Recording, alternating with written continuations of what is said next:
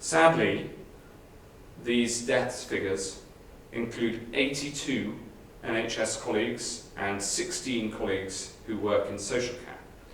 They dedicated their lives to caring for others.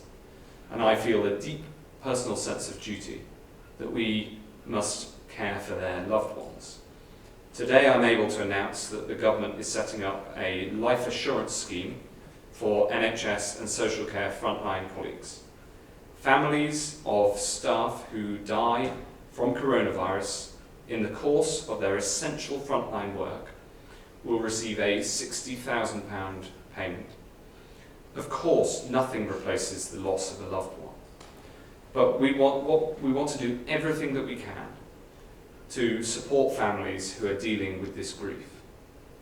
And as a government, we're looking closely at other professions that work on the front line against coronavirus, who also do not have access to such schemes, to see where this may be required.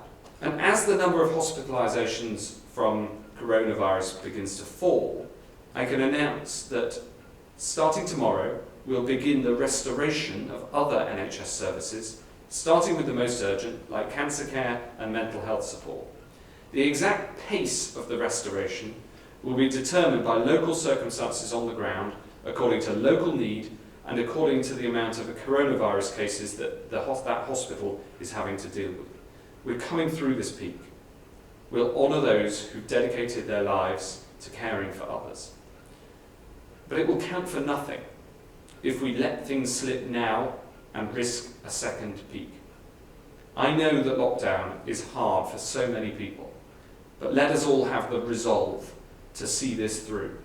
So please, stay at home, protect the NHS, and save lives.